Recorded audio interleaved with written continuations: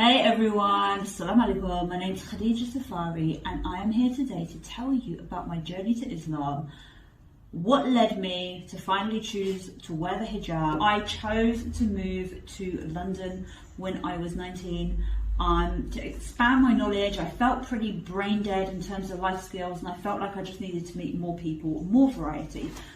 So I decided to study at university. That's where I came across my first Muslim. Probably in my life, but we were from two different worlds. She actually got married in the first year that I was at university and I was like, whoa, like she's getting married super young. Like me and her are totally opposite. In fact, I was probably anti-marriage at that point. You know, I thought that it was a contract and I wanted to be independent and I had goals in life. But during my 3 years at university, I made friends with some really good people that I really liked, I really respected them. And it turned out at the end of my degree that there was 3 people specifically, I found out only after my degree that they were actually Muslim. All right, now that might sound odd to you, but unless somebody is wearing a hijab, there's no way really for you to know whether someone is Muslim or not, okay? We used to go out together and yes, you know, they didn't drink. But actually, I say they didn't drink. Some of them did drink. But you might be thinking, oh, that's crazy, like Muslims shouldn't be drinking, that's so wrong. If I hadn't have made friends with those Muslims, there's no way whatsoever that I would have ever kind of embraced that relationship with a Muslim, because I would have thought we were from two different worlds. So when I finished university, I called up one of my favourite friends and I was like, hey, do you want to meet up? Let's go for coffee. And she said, I can't go, I'm fasting, it's Ramadan. I was like, what? You're Muslim? Like, I didn't know for 3 years. She's like, how did you not know that? Anyway, I had another friend who called me up and was like, hey, I'm in Saudi at the moment. I'm like, Saudi? I'm like, what, Saudi Arabia? She was like, yeah, I'm in Saudi Arabia. I was like, what are you doing there? She's like, well, I've come to expand my knowledge. Like, I need to study my religion more and understand the Quran. Like, this is where I'm from. I'm like, you're from Saudi? Like, no way. She's like, how did you not know by my name? Like, this was kind of mind-blowing for me. And then I had another friend that was Turkish and her family had invited me over for dinner. And after dinner, they were like, do you want a drink? Do you want some, I think it was sherry or brandy or something like that. And I was like, aren't you Muslim? Like, I knew that they were Muslim, right? Because there was like all of these Arabic things on the walls. And they were like, no, we drink for medicinal purposes. And I was like, right, okay, so listen, the type of Muslims that I met on my journey would not be what you would normally consider to be a practical Muslim. Now, what happened after that, actually during that whole period, I started training in Muay Thai, right? So how I met my husband will be another video, okay? Watch out for that, but you're going to get glimpses of it now. Because after all of that period, I've been working. The company I worked for, I was a marketing manager in a chain of beauty salons, and the manager, or the owner, said to me, the first sale of each day you need to say Bismillah ar-Rahman ar-Rahim, and they made me write it on a piece of paper in English and stick it on the computer because I must say it when I take the first sale of every day. I was like, right, okay, I have no idea what it means, but that's all good. Now it turned out that actually probably 80% of the people that worked there were Muslim. They were from Iran. However, once again, it's one of those things where you wouldn't really know. Like, I remember it being Ramadan and them saying to me, oh, I can't actually fast because it makes me dizzy. And I was like, oh, okay, cool. Like, you know, I just went along with it. I used to hear inshallah, mashallah all the time. I didn't know what they meant, but I kind of got the feeling of, I understand the gist of it. And I used to just kind of drop it into our conversations just to show that I was like accepting of them. I thought that I would just add it into anything. So like, yeah, okay, have a nice holiday, inshallah, mashallah, like I'd just say both of them. Like, I had no idea exactly what their meanings were. Now what happened after that was a bit mind-blowing as well. So my trainer in Muay Thai is now my husband, alhamdulillah. However, once again, I didn't know he was Muslim. And the only way I found that out is because I was helping him design a website. Now, for a period of my life, I set up my own website design company. And my now husband needed a website designing. So I was meeting up with him and, you know, preparing everything for his website. And then there was one day where I'd come to the premises of where he was. It was at a gym, it was a dojo, a training area. And I called him because I was doing photos and wanted to get him in the right position. He didn't answer. And I called him again, he didn't answer. I was like, I better check he's okay. So I couldn't find him. So I snuck up into the fire exit and he was on his knees with his hands on the floor, head to the floor. What is he doing? He was praying. I was like, wait, what? What's he doing? Wait, he's Muslim? Another one of many Muslims in my life that I hadn't realised was Muslim. Now, at that point, I was like, whoa, hang on a second. I actually really respect this guy. I had a lot of respect for him already. And the fact that he was Muslim, as well as all these other people which were really important in my life, sent me on a bit of a journey to research Islam. And I actually went from having zero belief, like I was atheist.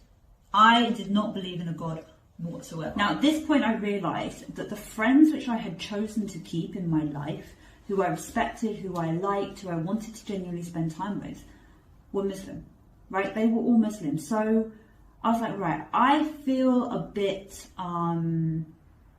naive and have a lack of knowledge of Muslims. And between me and you, I thought that Muslims were like terrorists that blew up places for jihad, like this holy war.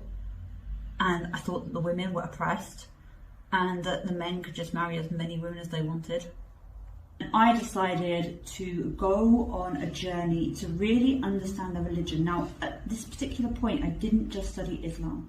I studied partly about Judaism, not too much, some about Hinduism, also about Christianity, and also about Buddhism, and at the same time Islam. Now, I touched the surface with all of them because really to study a religion properly would take you years. But I'd also had a lot of experience in life which had caused conflicts and problems in relationships for me, whether it be something to do with drugs, alcohol, gambling.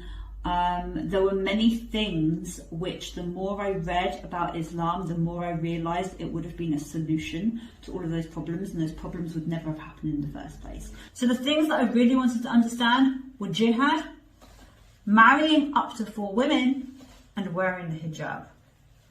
The more I understood these, when I understood about jihad and the beauty of the struggle, the internal struggle to fight against one's own desire, and then as a form of self-defense in war, it made perfect sense to me. Who wouldn't defend their own family, for example? If somebody broke into your home and tried to kill your family, are you going to defend yourself?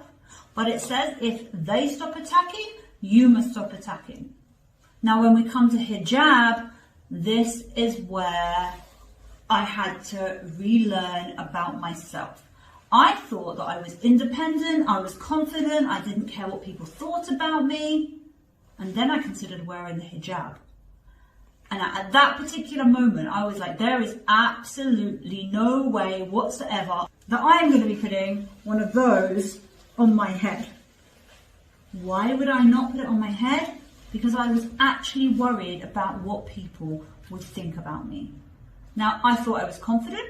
I thought I didn't care what people thought. I thought I only dressed up for myself. And all of a sudden, I realised it was all a lie. What I thought I knew about myself was not the truth. I now had fear in me of what other people would think. I did care what people thought about me. I didn't have the confidence to wear it. So I put on my first hijab. I walked down the street, and it was the first time that I had been treated differently by men, especially, right? Because you're used to like the wolf whistles and the chat up lines and people letting you go first and all of that stuff because you look good. For the first time, men were talking to me with respect without any sort of sexual connotations. Like, it was just, hi ma'am, how can I help you? I was like, whoa, we can't control who looks at us. You can't go up to every man on the street and tell him, don't look at me, you shouldn't be looking at me, keep your eyes to yourself. You can't do that. right? But you can control what they're looking at and choose whether to give them something to make their desire rage and become that sexual object for them, or whether you choose not to be that, and whether you choose to keep that for yourself and those who deserve to see it. Now, I had always believed in a force, that there was some sort of force that was bigger than us. You know, I believed what goes around comes around, everything happens for a reason. But then I had to question, if I genuinely believe that everything happens for a reason, and I genuinely believe what goes around comes around, what makes that happen? Because if it's a coincidence, then I don't believe in it. So then I thought, well, it's this force. Now, this is where it got interesting for me, because I read an explanation about the word Allah. Now, I originally thought that Allah was like a different God, but it said that Allah is the Arabic word for God, and that actually all of these religions follow the same one God, and that God is not a he or a she, but it would be rude to call God it. And in English language, we have he or she. Now, other languages are different, okay? But we have he or she. It would be rude to say it. So using he is just out of politeness. And I was like, wait, maybe God is the force that I believed in. Now knowing that Allah was the force that I had believed in previously, the Quran became to me like a instruction manual. If you don't believe in a God at the moment, put a force or an energy or Mother Nature or however it is you describe it, what the universe does for you, what the universe is providing for you. Put that into your mind, read the Quran and replace the word Allah with that force. You will soon start to understand it from a whole different perspective. See you all. Assalamu alaikum. شكرا يا ربي شكرا هديت قلبي شكرا نورت دربي شكرا شكرا يا رب